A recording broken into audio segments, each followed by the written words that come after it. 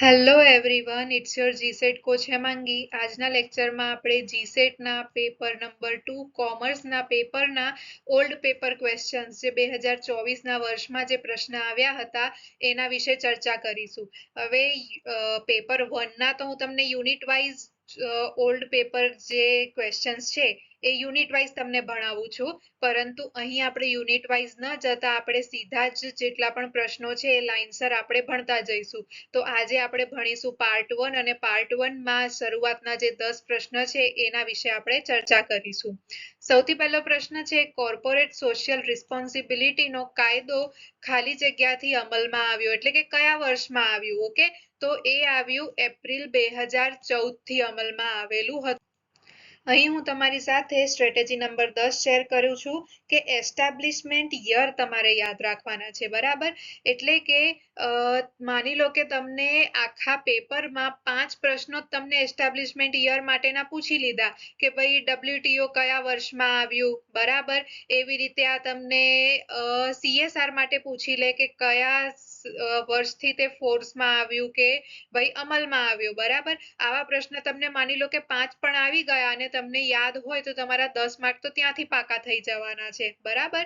માટે ખાસ કરીને જે આવી બધા એસ્ટાબ્લિશમેન્ટ યર આપણા સિલેબસમાં જ્યાં પણ આવતા હોય એ ખાસ આપણે યાદ રાખવા.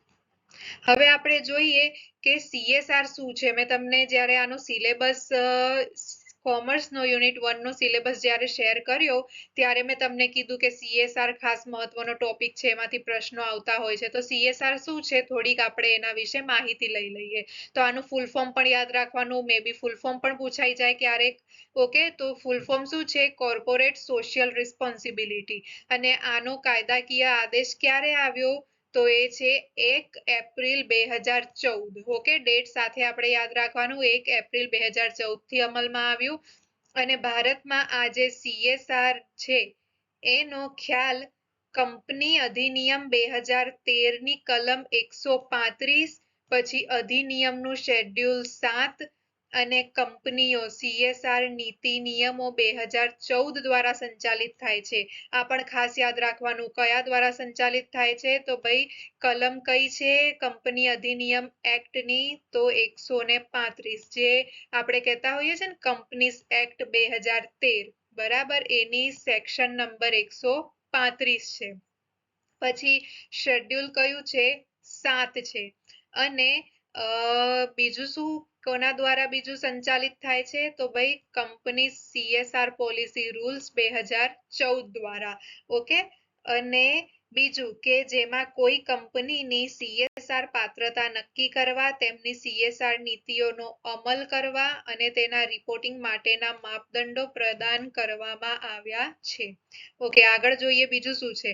તો આ કાયદો કેવી કંપનીઓને લાગુ પડે છે એનો નિયમ છે. તો આ કંપનીઓ એવી કંપનીઓને લાગુ પડે છે જે પાછલા નાણાકીય વર્ષમાં નીચેનામાંથી કોઈ પણ માપદંડને પૂર્ણ કરે છે. તો કયું છે? સૌથી પહેલો માપદંડ છે ચોખ્ખી સંપત્તિ, એટલે કે નેટવર્થ જે છે એ ₹500 કરોડ અથવા તેથી વધુ હોય. ઓકે, અથવા જે કંપનીનું ટર્નઓવર ₹1000 કરોડ અથવા તેથી વધુ હોય, અથવા જે કંપનીનો ચોખ્ખો નફો એટલે કે નેટ પ્રોફિટ ₹5 કરોડ અથવા તેથી વધુ હોય. આ ત્રણમાંથી કોઈ પણ એક શરત જે લાગુ પડતી હોય જે પણ કંપનીને, તો તેને CSR જે છે એ ભરવું પડતું હોય છે. અને આ માપદંડમાં આવતી કંપનીઓએ પાછલા 3 નાણાકીય વર્ષોના તેમના સરેરાશ ચોખ્ખા નફાના ઓછામાં ઓછા 2% CSR પ્રવૃત્તિઓ પર ખર્ચ કરવો ફરજિયાત છે. આ ફિગર યાદ રાખવાની, કેટલી? 2% ખર્ચ કરવી ફરજિયાત હોય છે.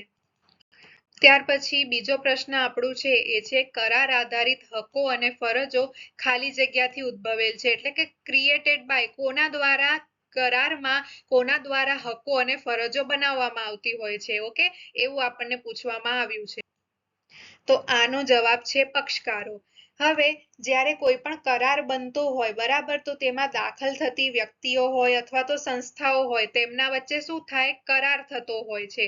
ઓકે, અને એ કરાર દ્વારા આ હક્કો અને ફરજો બનતી હોય છે. ઓકે, તો એ હક્કો અને ફરજો કોણ બનાવશે, તો ભાઈ પાર્ટીસ જ બનાવશે ને, જે પક્ષકારો છે, જે કરારની અંદર આવે છે એવો જ એનો ઉદ્ભવ કરશે ને. ઓકે, માટે આ જવાબ એમાં આવ્યું. ત્યાર પછી છે બોનસ ઇસ્યુને ખાલી જગ્યા તરીકે પણ ઓળખાય છે. હવે આમાં આપણને જવાબ શું આવશે, આમાં આપણો જવાબ છે એ 1 અને 4. હવે આમાં શું કીધું છે, બોનસ ઇસ્યુના બીજા નામ આપણને કીધા છે. તો બીજું નામ એનું છે સ્ક્રિપ્ટ ઇસ્યુ પણ કહેવાશે, પછી કેપિટલાઇઝેશન ઇસ્યુ પણ તેને કહેવાશે. ઓકે, તો આ શું કહેવાય, સ્ક્રિપ્ટ ઇસ્યુ અથવા તો સ્ક્રિપ્ટ ઇસ્યુ એવું પણ કહેવાય છે. બીજું છે કેપિટલાઇઝેશન ઇસ્યુ અથવા તો પછી કેપિટલાઇઝેશન ઓફ પ્રોફિટ્સ અથવા કેપિટલાઇઝેશન ઓફ રિઝર્વ્સ, આવા એના ઘણા બધા નામ કહી શકાય. બીજું 2 નંબરનું કેમ એમાં ના આવ્યું, રાઇટ ઇસ્યુ. રાઇટ ઇસ્યુ તો આપણને ખબર છે શું હોય છે, આ એવા શેર હોય છે કે જ્યારે કંપની નવા શેર બહાર પાડે ત્યારે જૂના શેર હોલ્ડર્સને પહેલા તે નવા શેર ખરીદવા માટેનો હક આપતી હોય છે બરાબર. ઓકે, હકના શેર આપણે કહેતા હોઈએ છીએ એ છે, માટે અહીં ના આવ્યું. હકના શેર અને બોનસ શેર અલગ છે બરાબર. અને ત્રીજું શું છે, પ્રાઇમરી ઇસ્યુ. આ પણ નહીં આવે. પ્રાઇમરી ઇસ્યુ શું હોય છે, આઈપીઓ, જ્યારે કોઈ પણ કંપની છે ને શરૂઆતમાં શેર ઇસ્યુ કરતી હોય બરાબર, અથવા તો કોઈ નવા બ્લોકમાં જાહેર જનતાને શેર વેચતી હોય છે ત્યારે તે પ્રાઇમરી ઇસ્યુ કહેવાતા હોય છે. એટલે આ બે આમાં ન આવ્યા. ત્યાર પછી આપણો ક્વેશ્ચન નંબર 4 છે, આઈસીઆઈસીઆઈ બિગ બજાર કાર્ડ એ ખાલી જગ્યાનું ઉદાહરણ છે. હવે અહીંથી જ આપણને ખબર છે આઈસીઆઈસીઆઈ એક અલગ સંસ્થા છે અને બિગ બજાર એ પણ અલગ સંસ્થા છે, માટે શું આવશે, કો બ્રાન્ડેડ ક્રેડિટ કાર્ડ આવશે. ત્યાર પછી છે ક્વેશ્ચન નંબર 5. તો આપણો પ્રશ્ન 5 માં કીધું છે માનવ સંબંધોનો ખ્યાલ આપેલ હતો, એટલે કે કોણે આપ્યો, કોણે ડેવલપ કર્યો. તો માનવ સંબંધોનો ખ્યાલ એલ્ટન મેયો દ્વારા આપવામાં આવ્યો હતો. એલ્ટન મેયો આપણને ખબર છે કે તેઓએ ખાસ પ્રચલિત હોર્થોન પ્રયોગ કર્યા હતા અને હ્યુમન રિલેશન્સનો કોન્સેપ્ટ તેમણે આપ્યો હતો. ઓકે, બીજું કે મેં તમને આની અગાઉ જ્યારે સ્ટ્રેટેજી શેર કરી તો એ ટાઈમે મેં તમને કીધું હતું કે એક પ્રશ્નમાંથી બીજા ઘણા બધા પ્રશ્નો મળી શકે છે, તેના ઓપ્શન્સમાં આપણે ખાસ ધ્યાન આપવાનું બરાબર. તો એલ્ટન મેયો સિવાય પણ આપણને ઘણા બધા ઓપ્શન આપેલા છે બરાબર, તો આપણે બીજાને પણ જોવાનું કે એમણે શું ડેવલપ કર્યું છે બરાબર. તો એના પરથી આપણે આપણા નવા પ્રશ્નો પણ બનાવી શકીએ છીએ. તો અહીં સ્ટ્રેટેજી નંબર હું 11 શેર કરું છું કે જાતે પ્રશ્ન બનાવો. ઓકે, એક પ્રશ્નમાંથી બીજા ઘણા બધા પ્રશ્ન બની શકે છે. જાતે પ્રશ્ન બનાવો અને એનો જવાબ શોધો. દાખલા તરીકે આપણે આ હેનરી ફેયોલની વાત કરીએ. ઓકે, તો હેનરી ફેયોલ આપણને ખબર છે એમણે શું કર્યું હતું કે ભાઈ 14 પ્રિન્સિપલ્સ આપ્યા હતા મેનેજમેન્ટ વિશેના, 14 principles. Okay, unity of command વગેરે જેવા. બીજું કે તેઓએ એડમિનિસ્ટ્રેટિવ મેનેજમેન્ટ થિયરી આપી હતી. એટલે અહીંથી આપણને ખબર પડી શકે છે, આપણને એક્ઝામમાં પૂછાય કે એડમિનિસ્ટ્રેટિવ મેનેજમેન્ટ થિયરી કોણે આપી હતી, તો ભાઈ હેનરી ફેયોલ. પછી હેનરી ફેયોલે શું ડેવલપ કરી હતી, તો ભાઈ મેનેજમેન્ટ માટેના 14 પ્રિન્સિપલ્સ આપ્યા હતા બરાબર. એવી રીતે મેક્સ વેબર છે, તો મેક્સ વેબરે બ્યુરોક્રેટિક મેનેજમેન્ટ થિયરી આપી હતી, તેમને ફાધર ઓફ બ્યુરોક્રેસી મેનેજમેન્ટ પણ કહેવાય છે. ત્યાર પછી છે રોબર્ટ ઓવેન. તો રોબર્ટ ઓવેન એવો પણ છે ને માનવ સંબંધોનો ખ્યાલ તેમણે પણ આપ્યો હતો. હ્યુમન રિલેશન્સને તેઓ પણ સમજતા હતા, લોકોના મહત્વને સમજતા ને એના માટે પગલાં લેતા. ઓકે, ત્યાર પછી પ્રશ્ન નંબર 6.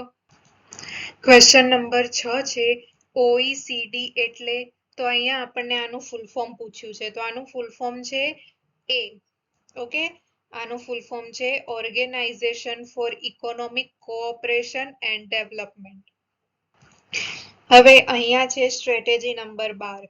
જેમ મેં તમને કીધું કે વિવિધ સંસ્થાઓના એસ્ટાબ્લિશમેન્ટ યર પૂછાતા હોય છે, એવી જ રીતે વિવિધ સંસ્થાઓના ફૂલ ફોર્મ પણ પૂછાતા હોય છે. ઘણા બધા આના પર પણ પ્રશ્નો આવતા હોય છે, એટલે ફૂલ ફોર્મ પણ ખાસ યાદ રાખવાના. ઓકે, OECD શું છે, તો થોડીક માહિતી લઈએ કે આ એક આંતરરાષ્ટ્રીય સંગઠન છે અને આ સંગઠન બહેતર જીવન માટે બહેતર નીતિઓ બનાવવાનું કાર્ય કરે છે. સામાજિક, આર્થિક, પર્યાવરણીય પડકારોના ઉકેલ શોધવા માટે આ કામ કરે છે. અને ક્યારે બન્યું હતું? તો 1961માં બન્યું હતું અને તેમાં 38 મેમ્બર કન્ટ્રીઝ છે.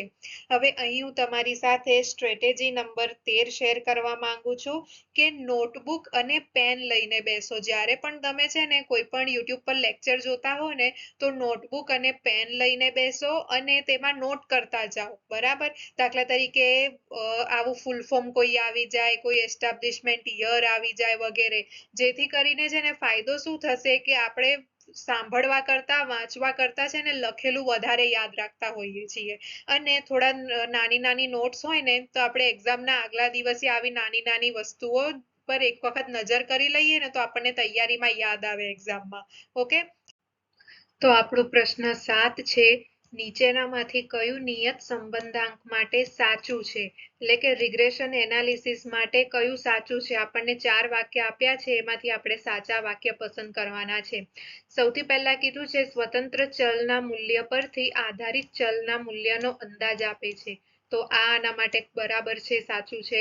પછી છે રિગ્રેશન લાઇન આધારિત અંદાજવામાં થતી ભૂલની માપણી માટે ઉપયોગી. તો આ પણ આના માટે સાચું છે. ત્રીજું છે સહસંબંધના ગુણાંકની ગણતરી કરવામાં ઉપયોગ કરી શકાતો નથી, માટે આ ખોટું છે. અને ચોથું છે તે બે ચલ વચ્ચેની સહવિચલનની માત્રા માપે છે, આ પણ ખોટું છે. માટે આપણો જવાબ થશે બી 1 અને 2. ત્યાર પછી પ્રશ્ન નંબર 8, બેન્કિંગમાં MAST નો સિદ્ધાંત શું સૂચવે છે? બેન્કિંગમાં અમુક સિદ્ધાંત હોય છે, એમાંનો એક સિદ્ધાંત છે MAST. તો MAST નો સિદ્ધાંત આપણને સૂચવે છે માર્કેટેબિલિટી, અસર્ટેનેબિલિટી, સ્ટેબિલિટી અને transferability. Okay, M for marketability, A for ascertainability, પછી S ફોર સ્ટેબિલિટી અને T ફોર ટ્રાન્સફરેબિલિટી. ઓકે, ત્યાર પછી ક્વેશ્ચન નંબર 9 છે, માઇક્રો ઇકોનોમિક થિયરી સાથે સંબંધ છે. હવે જે ઇકોનોમિક છે, બરાબર, ઇકોનોમિક્સ, બરાબર, એ માઇક્રો ઇકોનોમિક અને મેક્રો ઇકોનોમિક એ બે પ્રકારનું જોવા મળે છે. તો માઇક્રો ઇકોનોમિક કોની સાથે ડીલ કરે છે આ થિયરી, એવું આપણને પૂછવામાં આવ્યું છે. તો એનો જવાબ છે બી, વ્યક્તિગત એકમો. હવે સમજીએ માઇક્રો ઇકોનોમિક્સ એ શું હોય છે? એ વ્યક્તિગત એકમો એટલે કે નાના અથવા તો વ્યક્તિગત લેવલ પર ઇકોનોમિક બિહેવિયરને સ્ટડી કરે છે. જ્યારે મેક્રો ઇકોનોમિક્સ છે એ સમગ્ર અર્થતંત્ર એટલે કે સામૂહિક અથવા તો નેશનલ લેવલ પર ઇકોનોમિક બિહેવિયરને સ્ટડી કરતું હોય છે. બરાબર? અને માઇક્રો ઇકોનોમિક એ એક પેઢીનું ઉત્પાદન છે, વ્યક્તિગત માંગ પુરવઠો છે વગેરે પર ફોકસ કરે છે. જ્યારે મેક્રો ઇકોનોમિક જે છે એ દેશની જીડીપી છે, ફુગાવો છે, આ વગેરે પર અભ્યાસ કરે છે. બરાબર? દાખલા તરીકે એક ઉદાહરણ દ્વારા સમજીએ કે કોઈ એક પર્ટિક્યુલર વૃક્ષની તપાસ કરવી એટલે એ કહેવાય માઇક્રો. જ્યારે આખા જંગલનો અભ્યાસ કરવો, જેટલી પણ એમાં ટ્રીઝ આવેલી છે બધાનો અભ્યાસ કરવો, તો એ કહેવાશે મેક્રો. ઓકે, માટે અહીં આપણું જવાબ આવ્યું માઇક્રો વિશે આપણને પૂછ્યું છે તો એ શું કહેવાય? વ્યક્તિગત એકમો.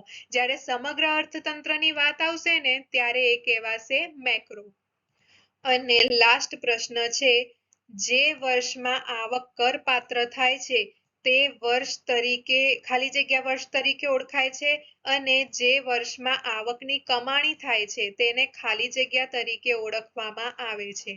તો જે વર્ષમાં આવક કરપાત્ર થાય છે તો આપણને ખબર છે એને આકારણી વર્ષ કહેવાશે. બરાબર? અને જે વર્ષમાં આવકની કમાણી થાય છે તેને પાછલું વર્ષ કહેવામાં આવે છે. તો અહીં આપણા બધા પ્રશ્નો પૂરા થાય છે અને હું તમારી સાથે સ્ટ્રેટેજી નંબર 14 શેર કરું છું કે યુટ્યુબ પર ઘણા બધા વિડીયોઝ અવેલેબલ હોય છે. બરાબર? તમે જીસેટની તૈયારી ત્યાંથી કરતા હશો, પણ કોઈ પણ વિડીયો જ્યારે તમે કોઈ પણ વ્યક્તિનો જોવો તો એ વિડીયો જ્યારે જોવો એમાં છે ને તમારે થોડુંક ક્રોસ ચેક કરી લેવાનું કે એ વિડીયોમાં તમને જે માહિતી આપેલી છે એ સાચી છે. એક વખત તમે ક્રોસ ચેક કરશો એટલે તમને થોડો વિશ્વાસ આવશે કે ના આ વ્યક્તિ જે ભણાવે છે એ સાચું હશે, બરાબર. એટલે એક વખત ક્રોસ ચેક કરી લેવું અને ત્યાર પછી તેના આગળના તમે વિડીયોઝ જોશો તો તમને જીસેટમાં મદદરૂપ થશે. ઓકે, આ એક મેં પર્સનલી તમને સલાહ આપી છે. Thank you. Like, share, subscribe. Please give your feedback.